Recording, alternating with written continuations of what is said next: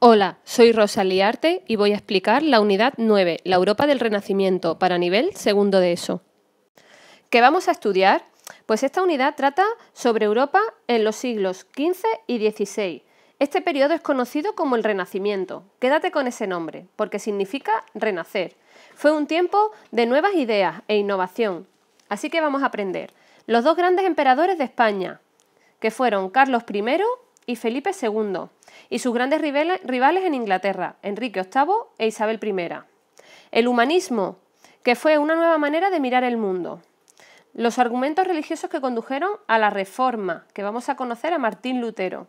Las nuevas técnicas que hicieron un rápido desarrollo de la arquitectura, pintura y escultura. Finalmente aprenderemos sobre las consecuencias de los descubrimientos europeos, cómo cambió Europa y el resto del mundo. Los reyes católicos tuvieron una hija que se conoce como Juana la Loca y se casó con Felipe de Habsburgo, que se conoce como Felipe el Hermoso. Juana la Loca y Felipe el Hermoso se casaron y tuvieron un hijo. Este es Carlos V, o primero de España. Carlos I o Carlos V, se puede conocer de las dos formas. Y vamos a ver por qué. Es quinto porque tendrá una herencia grandísima, sobre todo por parte de sus abuelos, tanto de padres como de madres. Así que aquí tenemos a Juana la Loca, que es hija de Isabel y Fernando, de los reyes católicos. Este es Felipe el Hermoso, que es Felipe de Habsburgo, hijo del emperador de Alemania y señor de los Países Bajos, y de esta unión matrimonial nace Carlos I, que es conocido Carlos I de España y V de Alemania. Así que Carlos va a tener una gran herencia. Vamos a conocer la herencia de Carlos I de España y V de Alemania. Fijaros, por parte de sus abuelos paternos, o sea, los padres de Felipe el Hermoso. Su abuelo era Maximiliano I de Austria y heredó Austria y los derechos de emperador del Sacro Imperio Romano Germánico. Y de la abuela, María de Borgoña, heredó los Países Bajos y el Franco Condado. Luego, de sus abuelos maternos, de Isabel de Castilla, heredó Castilla y Canarias y las Américas, o sea, las Indias. Y de Fernando de Aragón heredó Aragón, Baleares, Cataluña y Valencia, y el reino de Nápoles, Sicilia, Milán y Cerdeña. Casi nada, ¿no? Para que te hagas una idea de lo grande que era el imperio de Carlos I, puedes verlo aquí en el mapa. Aquí están los territorios. Esto es lo que heredó de la corona de Castilla, de su abuela materna. Del abuelo materno heredó la corona de Aragón, que tenía también el sur de Italia y las islas, y además Baleares, y luego heredó también de sus abuelos paternos las casas de Borgoña y los territorios de los Habsburgo. Además de eso, también heredó los territorios americanos, el virreinato de Nueva España y el virreinato de Perú, que ya lo vimos en la anterior unidad. Además, personajes como Cortés o Pizarro conquistarán, de hecho, en lo que el Tratado de Tordesillas entregó a Castilla de derecho. Acordarse que el Tratado de Tordesillas dividía por el paralelo la zona que podía conquistar Portugal y la zona que podía conquistar España. Aquí tienes una idea también de cómo era de grande el imperio de Carlos I, y tienes los territorios marcados, lo que hemos visto antes, y para que veas lo grande que es el Sacro Imperio Romano Germánico, que él era emperador de toda esta zona. Todo esto hizo a Carlos el hombre más poderoso de Europa. Nació en Gante, Países Bajos, y cuando se convirtió en rey de Castilla, en 1516 apenas hablaba castellano, por eso fue muy criticado, ¿eh? Los españoles no querían a Carlos I al principio, pero aún así pasó la mayor parte de su vida en Castilla, pues era el país más rico y necesitaba recolectar impuestos. En 1556 Carlos I abdicó. Se consideró su imperio demasiado grande, por lo que gobernarlo una sola persona no podía ser, y lo dividió en dos. Una parte la recibió su hijo Felipe II, que obtuvo Castilla, Aragón, los Países Bajos, la parte de Italia y las Américas, y su hermano Fernando I obtuvo Austria, Hungría y Bohemia. Se convirtió así en el emperador del Sacro Imperio Romano Germánico. Más tarde, en 1580, el rey de Portugal murió joven, por lo que Felipe II heredó Portugal y todo su imperio de África, Asia y Brasil. Así que todo esto se lo quedó Felipe II. Madrid se convierte en capital y es que la corte de Carlos V viajó de un país a otro dependiendo de dónde se encontraran los problemas. Sin embargo, ya con Felipe II se fijó una corte en Madrid. Antes de esto, Madrid era una pequeña ciudad y se convirtió en una capital. Para que entiendas mejor esta unidad, el nombre de Sacro Imperio Romano Germánico es bastante lioso y en realidad es una unión de varios pequeños estados en el centro de Europa, en su mayoría germanos. El emperador era elegido entre los más poderosos príncipes y obispos. El abuelo de Carlos I, Maximiliano I, era de la familia Habsburgo, por lo que Carlos y sus sucesores son conocidos como la dinastía Habsburgo, de los reyes españoles. Y abdicar significa la elección de dejar de ser rey o reina. Ya ha pasado con el rey Juan Carlos I aquí en España, que ha dejado de ser rey, no ha fallecido y le ha dado el trono a su hijo, Felipe. Aquí tenéis más fotos para que veáis cómo era Carlos V. Y este es Felipe II. Posesiones de Carlos V y de Felipe II, para que veáis en el mapa todos los territorios que tenían. En este caso, los que tienen las rayas moradas y violetas son los que tenían en común ambos reyes, para que lo entendáis mejor. Y luego en violeta está lo que tenía Carlos V y en verde lo que consiguió posteriormente Felipe II. Aquí tienes un eje cronológico de los siglos XV y XVI en España y vas a comprender todo lo que hemos visto hasta ahora. Primero vimos los reinos cristianos en la unidad de los reinos cristianos y luego hemos conocido en la unidad 8 a los reyes católicos, también lo conocimos en Al-Ándalus. Ellos se conocen como la Casa de Trastámara, hasta los reyes católicos, Isabel y Fernando. En este periodo llega Colón a América en 1492 y también sucede la toma de Granada y el fin de la Reconquista. Los reyes católicos tienen a Juana la Loca, se casa con Felipe el Hermoso. Aquí lo tenemos más abajo. Y tras Felipe el Hermoso y Juana la Loca comienza la Casa de Austria. Se conoce como los Austrias, esta dinastía. En este caso hemos conocido a Carlos I de España y V de Alemania. En su época suceden las conquistas de Hernán Cortés y Pizarro que hemos visto en la unidad anterior. Y luego sucede su hijo Felipe II. Y Felipe II es conocido porque en su época se construye el monasterio del Escorial, que hoy día puede ser visitado. Y además también sucede la unión dinástica con Portugal, porque falleció el rey de Portugal. Hasta aquí, copia los apuntes en tu libreta. Carlos I y Felipe II gobiernan el imperio. Carlos I y Felipe II no gobernaron el imperio como si fuera un solo país. Así, cada reino tenía sus propias leyes y sistemas de gobierno. Esto hacía que el trabajo del emperador fuera bastante difícil, y más en esta época. Para la mayoría del tiempo, tanto Carlos I como Felipe II fueron grandes gobernadores. Ambos pensaban que las tareas más importantes en su reinado eran proteger el imperio contra los otros países, defender la fe católica contra los protestantes y musulmanes. Luego conoceremos qué son los protestantes. Además, tuvieron que defenderse también de algunas rebeliones de gente de su propio país.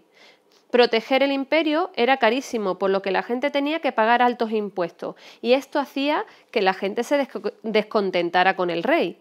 Carlos y Felipe entraron en deuda e incluso Felipe tuvo varias bancarrotas. O sea, ya suceden las primeras crisis de gobierno.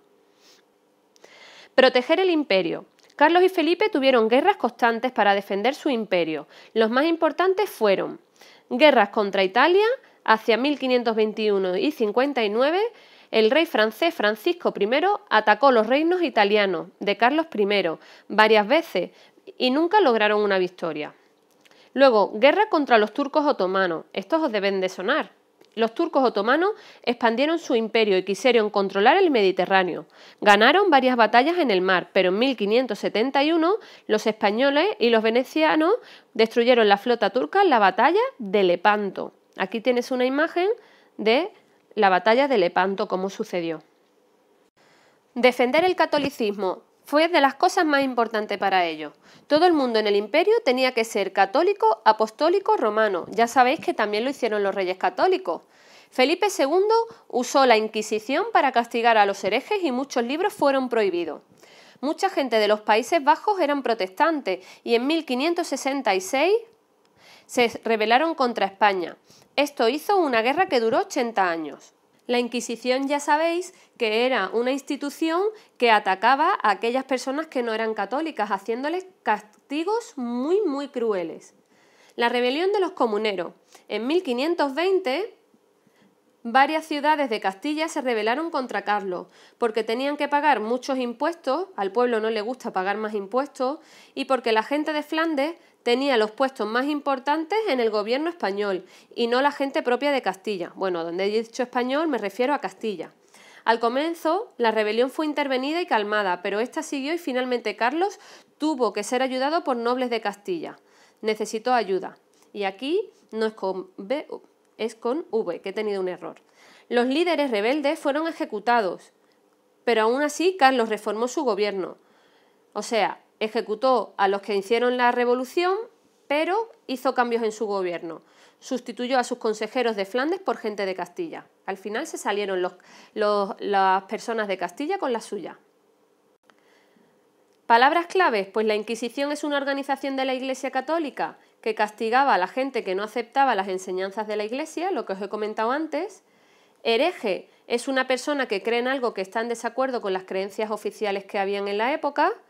Y bancarrota significa que no puede llegar a pagar sus deudas. Para la fecha que indique, tienes que realizar un ejercicio en el blog buscando información sobre algún aspecto que te haya gustado de Carlos V y Felipe II. Y además, si te vas a leccionesdehistoria.com, a mi blog, en el buscador pulsas y le das a buscar la palabra Carlos V, te saldrá un artículo que es Lecciones de Historia 1, en el que habla sobre Carlos I e Isabel de Portugal.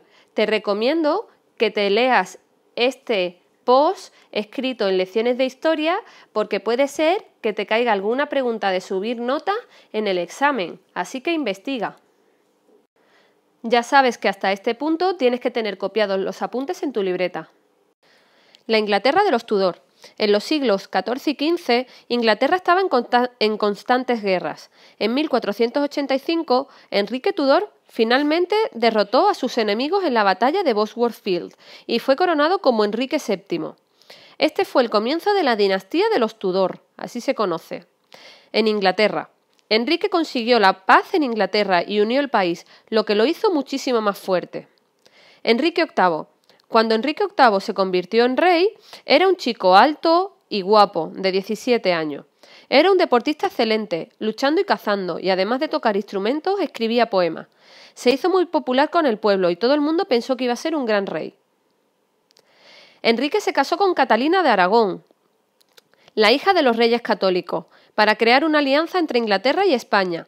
Pero después de 16 años, Enrique quiso divorciarse de ella porque no le daba un hijo varón. Sí, tal como lo leéis y lo estáis escuchando. Para obtener el divorcio, que en aquella época no se podía, Enrique necesitó permiso del Papa, pero este, claro, le dijo que no. Su solución fue crear una nueva iglesia, la Iglesia Anglicana, donde mandaría él mismo. Ahora podía hacer todo lo que quisiera sin permiso del Papa, así que se dio un permiso propio para divorciarse de Catalina. Así que hizo lo que quiso, como podéis comprobar. Enrique se fue haciendo mayor y se fue haciendo cada vez más gordo y con peor temperamento. Se casará 5 veces más, pero ejecutó a 2 de sus mujeres y se divorció de una de ellas, diciendo que se había vuelto fea. El pueblo pensó que el guapo rey se había convertido en un tirano.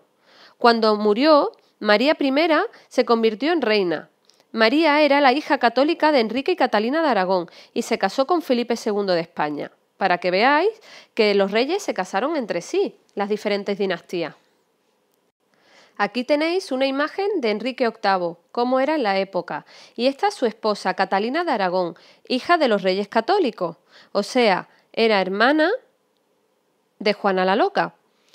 La segunda esposa de Enrique VIII fue Ana Bolena, a la que ejecutó por traición.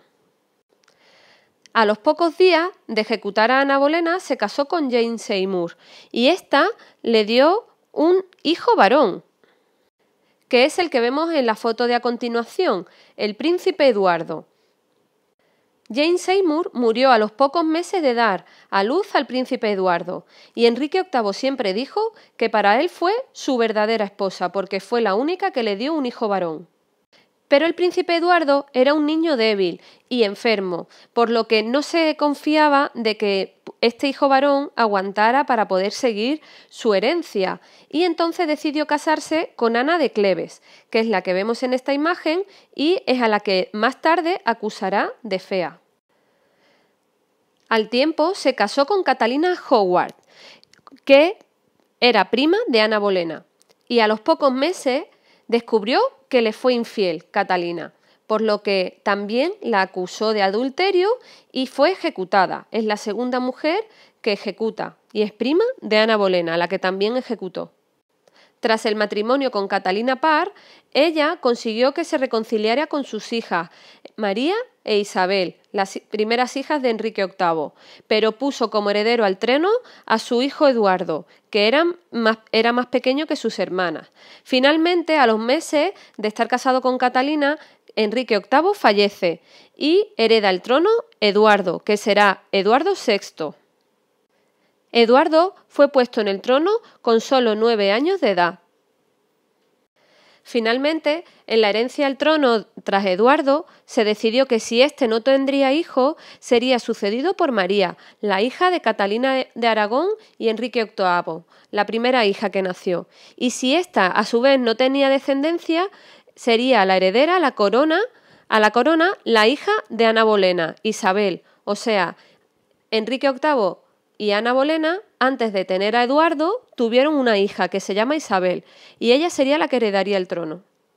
Así que la corona quedó por este orden: Enrique VIII, tras él Eduardo VI, tras él le siguió María Tudor, que se casó precisamente con Felipe II de España, así que indirectamente eran primos lejanos ambos y estaban casados, y tras la reina de Inglaterra, María, le siguió su hermana Isabel I, hija de Enrique VIII y Ana Bolena. Y para que entiendas mejor todo este capítulo de Enrique VIII, qué mejor manera de aprenderlo con un capítulo de Los Simpsons. La reina Isabel I. Cuando María murió en 1558, su hermana protestante, Isabel I, se convirtió en reina. Inglaterra y España ahora se convirtieron en grandes enemigos. Isabel apoyó a los protestantes rebeldes en los Países Bajos, que estaban contra España. Conquistó a los barcos españoles con capitanes como Sir Francis Drake, un marinero que pasó su vida luchando contra los españoles para conquistar sus tesoros y sus colonias. Se convirtió en 1580 en la segunda persona que dio la vuelta al mundo, quien los españoles creían que era un pirata y para los ingleses fue un héroe. En 1587, Drake destruyó numerosos barcos en Cádiz, por lo que al año siguiente Felipe II mandó la Armada Invencible con 151 barcos para invadir Inglaterra. Ninguna de las partes ganó, pero las condiciones meteorológicas hizo que la Armada Española perdiera más de la mitad de sus barcos, y eso que era la Armada Invencible. Para que aprendas más sobre Isabel I, vas a ver ahora un vídeo con más información sobre ella.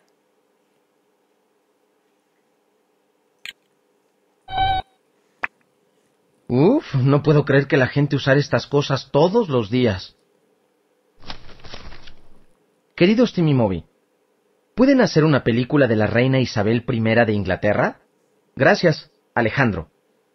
Claro, Isabel I fue una de las reinas más queridas y famosas de la historia de Inglaterra. Nació en 1553.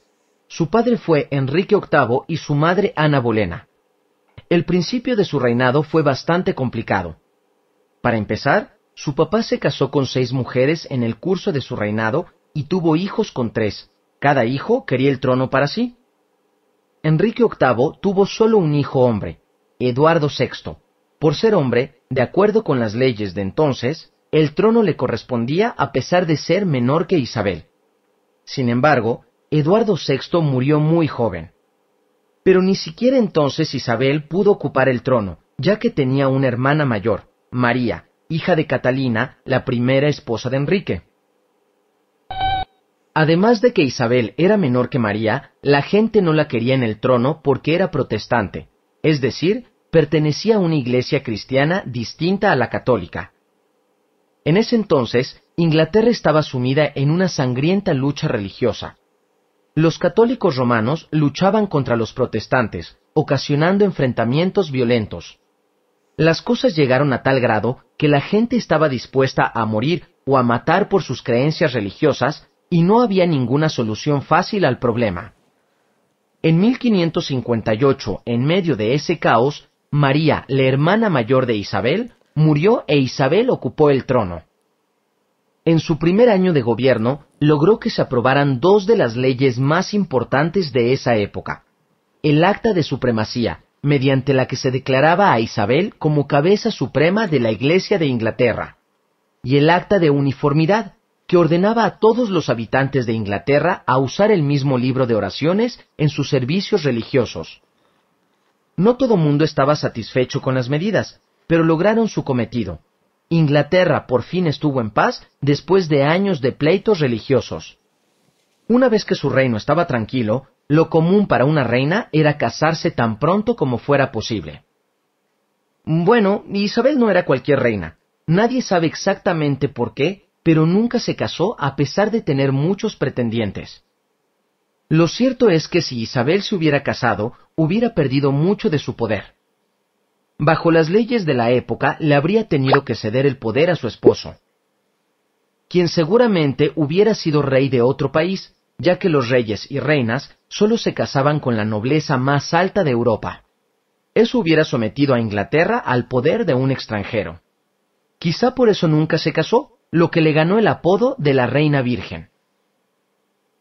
De hecho, el estado estadounidense de Virginia se llama así en honor al apodo de Isabel. También se le conocía como Gloriana y como la Buena Reina Bess. Pues es que era una reina muy popular. La época isabelina fue un tiempo excepcionalmente pacífico, próspero y óptimo para el florecimiento de las artes. Las obras de Shakespeare revolucionaron la manera de escribir y representar teatro, y la economía creció. Además, en vez de encerrarse en su castillo como lo hacían la mayoría de los monarcas de esa época, Isabel prefería montar a caballo y dejarse ver por la gente. Muchos historiadores consideran la época isabelina como una edad de oro, ya que además de ser popular, Isabel fue una política muy hábil. Era lista, preparada y tenía buen ojo para elegir a los mejores consejeros. Resistió amenazas de invasión de España y Francia, sofocó rebeliones en Escocia e Irlanda y desactivó varios complots de católicos descontentos que pretendían acabar con su vida. Una de sus más grandes victorias fue contra la Armada Española en 1588. A partir de ese evento, Inglaterra se convirtió en un enorme poder naval. Bajo el reinado de Isabel, el navegante Sir Francis Drake navegó por todo el mundo estableciendo puntos de comercio para Inglaterra. Sir Walter Raleigh colonizó la tierra en el actual estado de Carolina del Norte. El comercio inglés floreció y poco a poco Inglaterra ganó poder e influencia frente al resto de los reinos europeos. Así, después de resistir invasiones y rebeliones, de haber pacificado el reino y de lograr activar la economía, Isabel murió el 24 de marzo de 1603. Muchos años después, el día de su coronación, aún era considerado día feriado en Inglaterra. Bueno, aún así sigo sin entender cómo alguien podía gobernar un país usando esto. ¡Ash! Aquí tienes un resumen de los siglos XV y XVI en Inglaterra. En este caso hemos conocido a partir de Enrique VII, anteriormente estaban Ricardo III y Eduardo IV, luego Enrique VIII continuó en el trono, hemos conocido a sus 6 mujeres y toda su historia, tras él Eduardo VI, María I y luego Isabel I, que es de la que acabamos de hablar. Ya sabes que hasta este punto tienes que tener copiados los apuntes en tu libreta. La Reforma. En el siglo XV, mucha gente pensaba que la Iglesia Católica Apostólica Romana era corrupta. Martín Lutero y Juan Calvino pensaron que la Iglesia necesitaba ser reformada. Este movimiento se conoce como la Reforma. Ellos y sus seguidores protestaron, y ahí vendrá el nombre de ellos, sobre las cosas que la Iglesia Católica hacía, y por ello se le conoce como protestantes. ¿De qué estaban en contra los protestantes? De la venta de las indulgencias. Si pagabas dinero a la Iglesia, tus pecados eran olvidados. Esto hizo a la Iglesia muy rica, y realmente era un negocio. Gente pagaba para tener trabajo en la Iglesia, y no era lo bastante religiosa. Solo les interesaba el poder y la riqueza de la Iglesia. Y muchos curas no estaban bien preparados. Martín Lutero fue un monje alemán que pensó que solamente Dios podría perdonar los pecados y no el dinero. Escribió así 95 tesis contra las indulgencias y las colgó en la puerta de la iglesia de Wittenberg. Esto es muy famoso. Rápidamente fueron traducidas e impresas por lo que mucha gente las conoció. Además criticó a la iglesia, porque los cristianos pueden rezar directamente a Dios.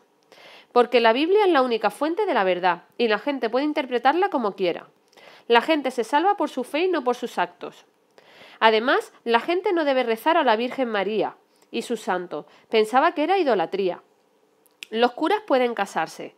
Y el Papa le pidió que retirara lo dicho, pero se negó, por lo que fue excomulgado. Este es Martín Lutero y el momento en que cuelga las 95 tesis en la puerta de la iglesia de Wittenberg. Aquí está el documento que colgó, ¿no? La difusión de la Reforma y las ideas de Lutero y Calvino rápidamente se difundieron. En el norte de Europa y parte de Alemania, muchos países rechazaron al Papa. Ellos eran cristianos, pero no pertenecían a la Iglesia Católica. En el sur de Europa, muchos países se mantuvieron católicos. Mapa en el que se muestra la situación religiosa en el siglo XVI. Como podéis ver, áreas de expansión fueron en Inglaterra, que se dio el anglicanismo por Enrique VIII. En este caso, en la zona de Alemania, se dio el luteranismo, el protestantismo y se fue expandiendo hacia el norte de Europa. Y luego, las zonas de dominio católico son las que están en amarillo. Luego, finalmente, en esta zona pequeñita en violeta en el centro de Europa, se dio el dominio calvinista. La contrarreforma. La Iglesia Católica pensó que tenía que hacer algo contra Lutero y el protestantismo, por lo que introdujo reformas. El Papa paró la venta de las indulgencias y mejoró la preparación de los curas. Confirmó la doctrina de la Iglesia Católica. Se hizo el Concilio de Trento en 1545. Rechazó las enseñanzas de Lutero. Se difundió la fe católica. El catecismo se escribió para llevar a las buenas enseñanzas de la Iglesia Católica. Nuevas órdenes religiosas, como los jesuitas, se dedicaron a enseñarla por el resto de Europa. Los desacuerdos entre católicos y protestantes hizo crecer la intolerancia religiosa en Europa, lo que llevó a numerosas guerras. Aquí es el momento en el que se reúnen los católicos en el Concilio de Trento y toman todas esas medidas anteriores que he descrito. Hasta aquí tienes que tener copiados los apuntes en tu libreta. Los orígenes del Renacimiento. En el siglo XIV, la peste negra mató casi un tercio de la población de Europa, que ya lo vimos en la unidad anterior, y esto hizo grandes cambios en la sociedad europea. Vamos a ver qué produjo la peste negra. Cambios en la economía. La gente que sobrevivió se hizo más rica, porque había más tierras por persona. El crecimiento de la riqueza hizo más comercio, haciendo a mercaderes y banqueros más importantes. Además, también sucedieron cambios en el pensamiento de la gente en la época. La gente se preguntaba por qué tanta gente había muerto en este periodo, y mucha gente pensó que era un castigo de Dios, y otros comenzaron a buscar nuevas explicaciones sobre cómo funcionaba el mundo. El humanismo. En la Edad Media, todo el mundo pensaba que Dios era el responsable de todo, lo que pasaba en el mundo. Sin embargo, los humanistas se interesaron sobre cómo funcionaba el hombre. Eran curiosos sobre todo con el mundo que les rodeaba. Sus ideas cambiaron la cultura europea. Vamos a ver qué pasó. Se interesaron por el individuo, por lo que los retratos y biografías se hicieron famosos y pensaron que podían aprender mucho de la literatura y de la filosofía, de los antiguos, romanos y griegos. Que luego vamos a ver esto cómo repercute en el arte. Creyeron en usar la razón y la experiencia como forma de encontrar la verdad, así que pedían explicación de todo. La invención de la imprenta. Tras la invención de la imprenta por Gutenberg, en 1440, un gran número de libros fueron rápidamente reproducidos. Esto hizo posible el alcance de las nuevas ideas a todo el mundo. Los libros ahora eran más baratos, pues antes tenían que copiarse a mano y se imprimían en idiomas que la gente hablaba como el castellano, inglés o francés. Esto hizo a su vez que mucha más gente pudiera comprar y entender los libros, y por lo que las ideas llegaron rápidamente por toda Europa. Aquí tenéis un ejemplo de cómo era la imprenta de tipos móviles en la Edad Moderna. Así se hacían las copias. Florencia, ciudad del Renacimiento. En la Edad Media había muchas ciudades-estados en Italia. Una de ellas era Florencia, una gran y próspera ciudad famosa por sus escritores humanistas. En el siglo XV, una familia de banqueros llamados los Medicis, acordarse de este nombre, tomaron el control de Florencia. Querían mostrar sus riquezas y su cultura, por lo que se convirtieron en clientes de los artistas. Cosmo de Medici le dio trabajo a Brunelleschi para diseñar y construir el Duomo de Florencia, que luego vamos a verlo. Se conoce como Santa María de Fiore, que se convertirá en la catedral más grande de la ciudad y además de pagar a otros constructores y artistas en Florencia. El nieto de Cosmo, Lorenzo de Medici, contrató a artistas como Michelangelo.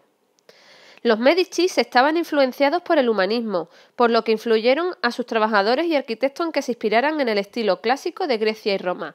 Por eso se le llama Renacimiento, porque renace el estilo de Grecia y Roma. Y puede ser que cuando veas este tipo de arte creas que es griego o romano, pero se diferencia también. Luego vamos a conocerlo. Esto hizo que se conozca como el periodo del Renacimiento o renacentista. Aquí tenemos Santa María di Fiore, que es una catedral renacentista.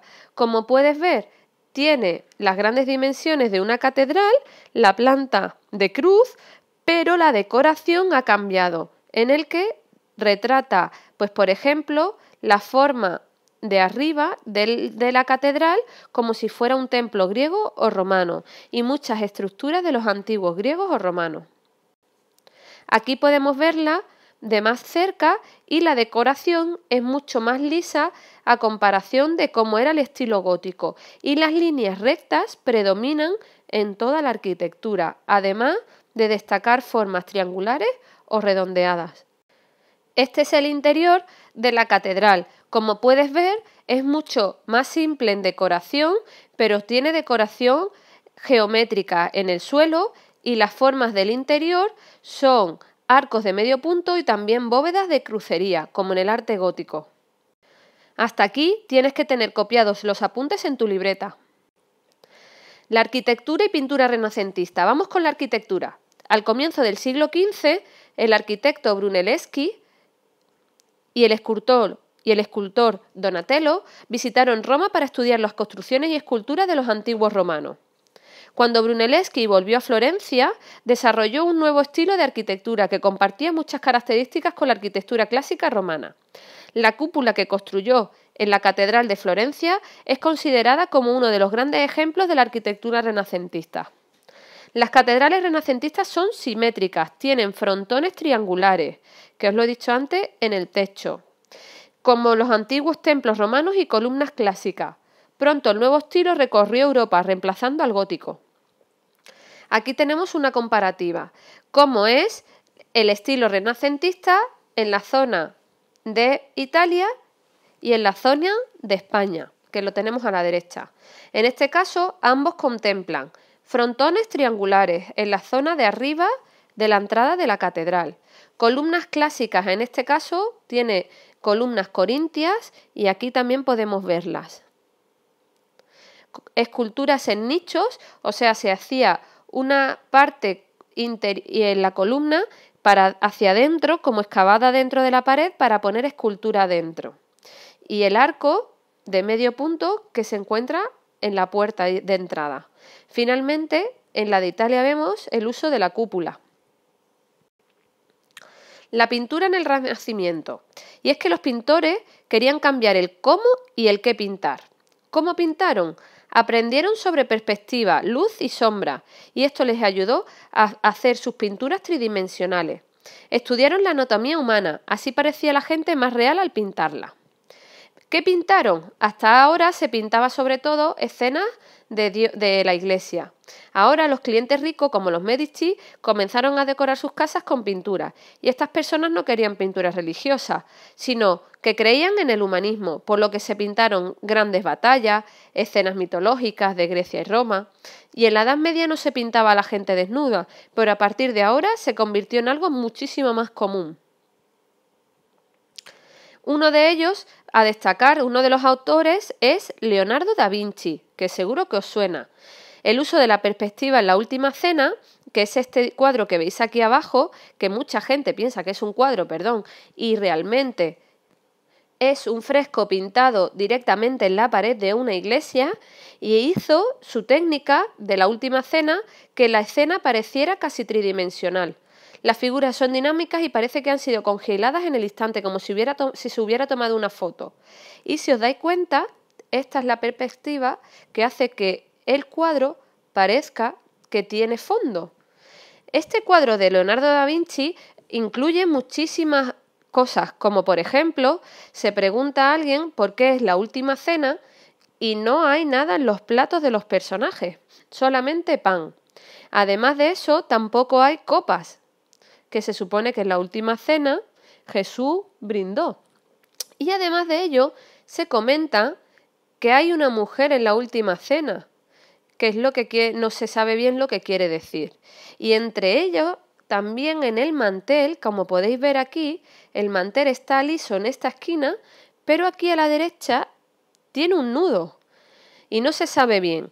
Muchos dicen que el significado del nudo es que en la mesa está Venus, que el símbolo de Venus es un nudo en la tela, por lo que se saca de conclusión que en la mesa hay una mujer, y de ahí viene que digan que quizás aquí hay una mujer en el cuadro. Otros cuadros famosos de Leonardo da Vinci es este, que es la Virgen de la Roca, que está en el Museo de Inglaterra, en el que podemos ver que la técnica del esfumato y de los claroscuros, cómo le da luz exactamente a la zona que quiere darle importancia en el cuadro, hace que sea de una técnica impresionante. Y el otro cuadro tan famoso, ya sabéis que es la Mona Lisa, que se encuentra en el Louvre de París y también es muy conocido por su técnica del esfumato. Y además, la técnica de pintura de Leonardo da Vinci ha sido muy estudiada. Otro dibujo muy famoso de Leonardo da Vinci fue el hombre de Vitruvio, que es este dibujo que vemos aquí, y además Leonardo da Vinci también fue inventor de muchísimas cosas, dibujó e inventó cosas que hasta la época eran inimaginables. Ahora, para que aprendas más sobre Leonardo da Vinci, vas a ver un vídeo sobre él. No creo que eso se haya diseñado para que lo vuele un robot de 230 kilos. Oye, espérate, ¿que no puedes volar de todos modos? Querido Timmy, ¿por qué tanta gente habla de Leonardo da Vinci? Gracias, Ana Luisa. Pues porque vale la pena hablar de Leonardo da Vinci. Fue escultor, arquitecto, inventor, ingeniero, pintor, científico, matemático. ¿Lo crees o no? Hasta planeaba fiestas. Leonardo es tal vez el ejemplo más famoso de un hombre del Renacimiento, alguien que sobresale en muchas áreas distintas. El Renacimiento fue un periodo de gran actividad cultural y científica en Europa occidental, especialmente en Italia. El Renacimiento italiano alcanzó su esplendor en el siglo XV, época en la cual nació Leonardo, cerca de Florencia, Italia, en 1452. De adolescente, Leonardo fue aprendiz de un pintor y escultor famoso llamado Verrocchio. En el bautismo de Cristo, el ángel arrodillado, a la izquierda del cuadro, fue pintado por Leonardo a sus 22 años. El ángel muestra la increíble promesa de Leonardo como pintor. Bueno, no pintó muchos cuadros, pero su influencia sigue siendo enorme. Aunque no sepas mucho de pintura, es probable que conozcas la Última Cena de Leonardo, que representa la última comida que hizo Jesús. Y todo el mundo conoce la Mona Lisa, que hoy se exhibe en el Museo del Louvre en París, Francia. La Mona Lisa muestra el dominio que tenía Leonardo de dos técnicas. El esfumado, en que los colores se mezclan con tanta habilidad que no hay bordes, lo que crea un efecto etéreo, difuso como de humo. Y el claroscuro, que usa contrastes de luz y oscuridad para crear profundidad y un efecto tridimensional luminoso. Pero lo que casi todas las personas recuerdan de la pintura es la expresión en el rostro, una especie de cruza extraña entre una sonrisa y un ceño fruncido. La carrera de Leonardo como artista lo llevó a interesarse en la anatomía humana. Sus dibujos de músculos, órganos, huesos e incluso fetos no solo son muy bellos, sino que contribuyeron a nuestro conocimiento sobre la fisiología humana. Mucho de lo que sabemos de Leonardo viene de sus notas y dibujos, de los cuales todavía existen miles de páginas. Los museos suelen exhibir un cuaderno o códice hecho de estas páginas reunidas. Muestran la fascinación de Leonardo no solo con la anatomía, sino con las estrellas y los planetas, los animales, la arquitectura, la geografía y los fósiles. También demuestran que como inventor, Leonardo se inspiró en sus observaciones del mundo natural para diseñar maravillas mecánicas. Algunos de sus dibujos eran planos de inventos de cosas que hubiera sido imposible construir en esa época. No los dio a conocer, así que la mayoría no se hicieron públicos hasta después de su muerte en 1519. Incluso entonces pasó mucho tiempo antes de que alguien pudiera descifrar sus notas. Leonardo usaba la escritura especular, es decir, escribía de derecha a izquierda y de abajo a arriba, y solo frente a un espejo se podían leer fácilmente sus textos. No estaba loco, solo quería proteger su trabajo. También empezó más pinturas, inventos y otros proyectos que jamás terminó. Si Leonardo hubiera publicado sus notas cuando las escribió, habrían revolucionado la ciencia europea. Un siglo antes que los demás, ya entendía mejor que nadie lo importante que es la observación. Su capacidad de observación lo llevó a prever descubrimientos como la circulación de la sangre, el movimiento del ojo y el efecto de la luna sobre las mareas. Así como muchísimos inventos, desde el coche, el tanque de guerra, hasta los colectores solares.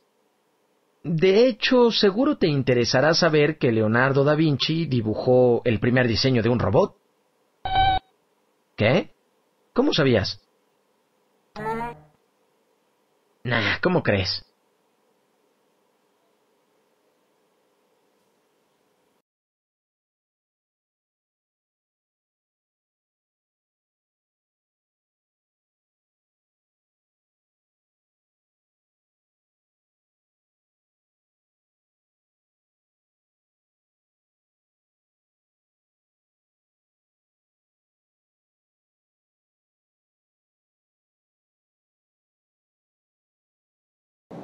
Hasta este punto tienes que tener copiados los apuntes en tu libreta.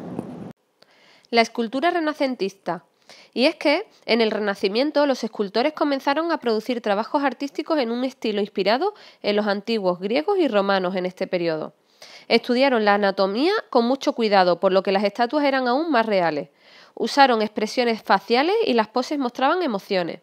Esculpieron además militares y políticos famosos. Las estatuas eran más grandes que las de la Edad Media y estaban diseñadas para ponerse en medio de plazas públicas. Donatello, esta estatua de aquí a la izquierda, la hizo Donatello. Es una estatua ecuestre porque va a caballo, de bronce y es la primera realizada en el Renacimiento, desde los tiempos romanos. Tanto el caballo como el jinete son muy reales y marca un inicio en este periodo para posteriores esculturas. Michelangelo era de una familia de clase media en Florencia y estudió gramática con un profesor humanista, pero mientras estudiaba se dedicaba a copiar pintura. Quería convertirse en artista, pero su padre pensaba que no era un trabajo bueno para él. Pero afortunadamente hizo lo que quiso. Pronto la gente se dio cuenta de su talento como escultor y fue invitado a Roma, donde hizo su primera Piedad, una escultura de María aguantando el cuerpo de Jesús, que se conoce como la Piedad, cuando solamente tenía 24 años. Aquí tenéis a la Piedad, que se encuentra en San Pedro, en el Vaticano. Y en esta tira de aquí os cuento como anécdota que pone Michelangelo fecit, o sea, ha traducido Michelangelo me hizo, porque nadie se creía en la época que un joven podía haber hecho esta escultura y tuvo que grabar eso y tallarlo en la piedra para demostrar que él mismo había hecho esta obra maestra. Como podéis ver, la anatomía de Jesús es perfecta. Se le notan en algunos casos hasta las venas. Los pliegues de la ropa de la Virgen son impresionantes. Parece una instantánea en el momento. Aquí me tenéis a mí de visita en San Pedro en el Vaticano y desde donde puedes ver la Piedad. Estás a bastantes metros, pero puedes apreciarla. Aquí una foto mía de la Piedad, que se encuentra en un sitio donde nadie se puede acercar. Tras ello, el Papa le pidió pintar el techo de la Capilla Sixtina en el Vaticano. El techo estaba a 20 metros del suelo, por lo que Michelangelo tuvo que pintar en una plataforma especial para ello. Fue un trabajo peligroso y difícil que a Miguel Ángel le llevó 4 años. Aquí tenemos una imagen del techo de la Capilla Sixtina y la imagen más famosa es la de Dios dando el dedo al hombre, como podéis ver. Aquí tenéis más detalle. En este caso de la imagen que os estaba hablando, que es muy famosa, está en el centro de la Capilla Sixtina en el techo. La gente consideró la pintura como una obra maestra, pero también fue criticado por pintar los cuerpos desnudos. Ya sabéis que en esta época, y además de ser un gran pintor y escultor, Miguel Ángel también se convirtió en arquitecto, ingeniero y diseñó la cúpula de San Pedro, que vamos a ver posteriormente, y las murallas de Florencia. Además escribió poemas. Aquí me tenéis a mí previamente, antes de ver la Capilla Sixtina en el Vaticano, señalando las zonas que vamos a conocer dentro de ella. Y estas son fotos mías de cuando visité el Vaticano y visitando la Capilla Sixtina. Hay que entrar con mucho silencio y va por número, o sea, no puede haber muchísima conglomeración de gente dentro, porque si no, se deteriora la pintura. Estas son las paredes de la Capilla Sixtina. Y aquí también tenéis el David de Miguel Ángel, una escultura que hizo él. Como podéis ver, es enorme y la escultura muestra el momento antes de David tirarle la piedra a Goliat. La piedra la tiene en esta mano que podéis ver aquí. Y parece una pose normal, pero realmente demuestra toda la tensión que tenía el David pensando antes de tirar la piedra a Goliat. Como veis, ceño fruncido y la mano en total tensión para tirar la piedra.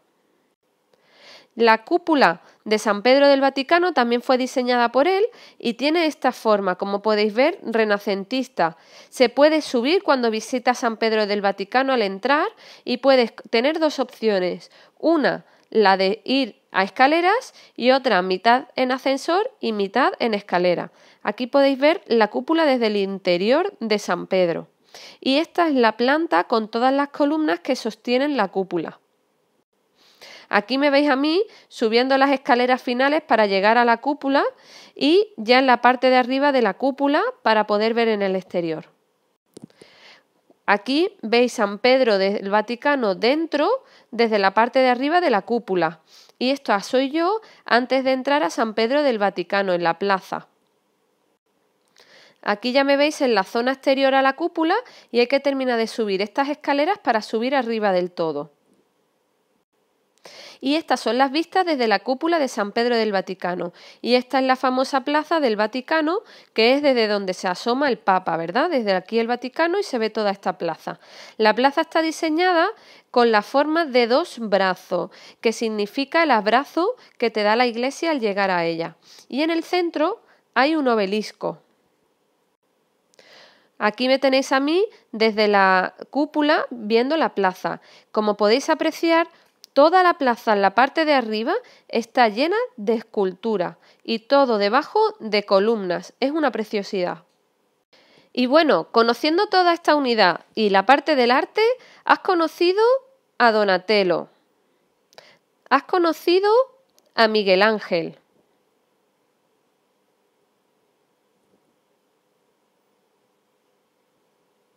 Al comienzo de la unidad hablamos de Rafael y finalmente también hemos conocido a Leonardo da Vinci.